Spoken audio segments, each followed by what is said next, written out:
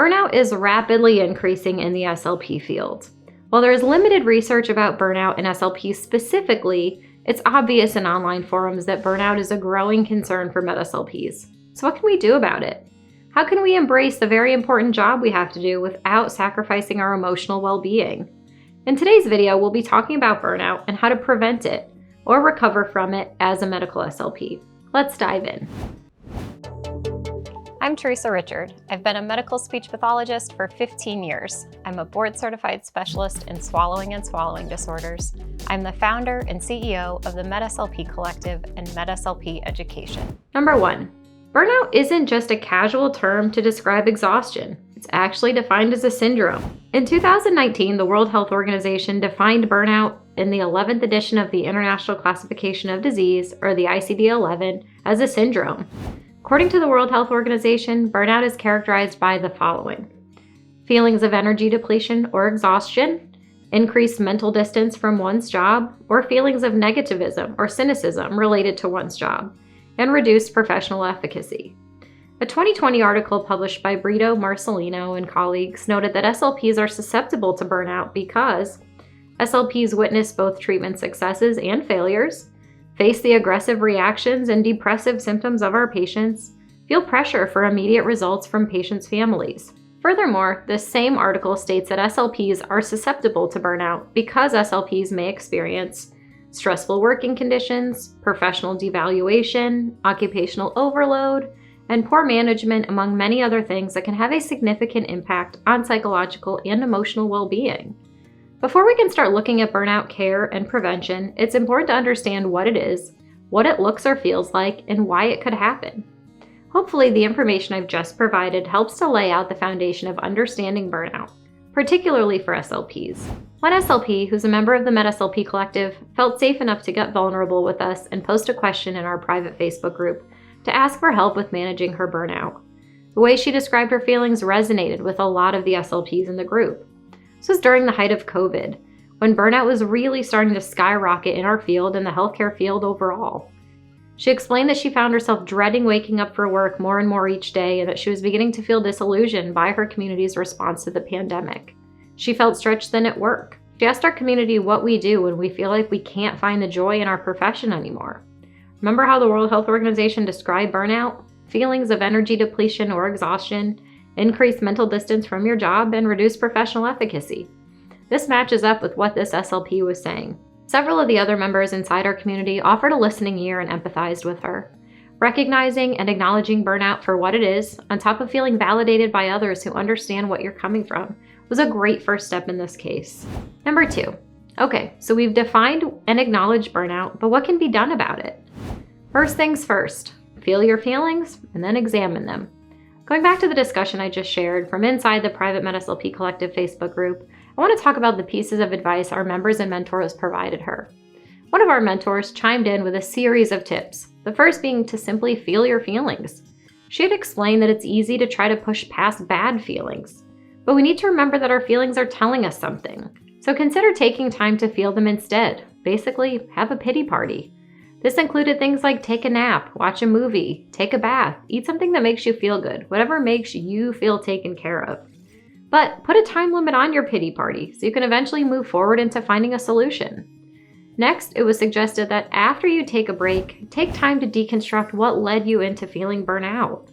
Is it the emotional workload, feeling micromanaged, not feeling like you're making a difference, not feeling valued, unmanageable caseload, financial pressure, not enough PTO? Brain dump your list onto a piece of paper. Then, our mentor brought up the point that once you start getting a sense for where you currently are and what got you there, you can hopefully temporarily free up a bit of space in your brain, because you know you're starting to address the bad stuff rather than just burying it. Try to use some of this space to build in little mindful moments at work. What things, no matter big or small, are making you feel valued or important at work? Is it when a patient has a light bulb moment, when you collaborate with a colleague, when you get to advocate for or implement a new idea? Once you've gotten a read on these things, you can start to assess whether or not you have the bandwidth to try to create changes in your current situation. If you think you do, or the prospect of making a change in jobs is too big right now, you can start to structure some goals about making incremental changes in the things that are draining you and how to create more opportunities to feel the good things. If you decide a different job is best, you have a good framework to begin looking for new opportunities. All of these thoughtful suggestions align with recommendations provided by the Mayo Clinic, including things like evaluating your options, trying relaxing activities, and seeking support. Other recommendations we often hear include things like breath work, practicing mindfulness, or seeking counseling. I'll be posting other videos just like this one that you won't want to miss, so make sure to hit that like and subscribe button and turn on the notification bell. Also, do you have any specific questions about managing and preventing burnout as a MedSLP? Leave a comment below and tell me about it. We'll be sure to get your questions answered as soon as possible. Make sure to stick around to the end to claim a freebie or two. Number 3, preventing burnout. Prioritizing yourself and your self-care can help prevent burnout in the future. Once you address any issues you are having at work and overcome your period of burnout, don't forget to continue prioritizing yourself and your needs. An article in the Asheville Leader outlined ways to prioritize self-care as a way to prevent burnout. Here are several of their suggestions pulled directly from the article, which is linked in the description below. Learn to say no. Saying no is the next step to easing conditions that lead to perpetual busyness and overwhelm. There are an unlimited number of tasks that we could be doing. There are only so many hours in the day. Practice saying no and assertively declining more than you can handle. You're only one person and you can only do so much. Avoid false busyness. Admittedly, there are times when I find myself relabeling files with neater labels. I'm accustomed to staying busy, so when I'm not, it feels uncomfortable. If you can relate to this situation, I recommend being mindful of the why behind tasks on your to-do list. Anything non-essential on your list? Scratch it out. Simplify. Might be fun to do it some other time, but not if you are already feeling overwhelmed. Be present in your downtime. Practice being present during precious downtime. You don't have to meditate, although meditation is great for mindfulness and decreasing anxiety and stress. Just enjoy taking a bath, walking, reading for fun, watching TV, napping, or whatever lets you relax. Give yourself permission to truly disconnect your thoughts from what you have to do in the future and redirect those thoughts to how lovely it feels to bask in the right now. Follow your flow.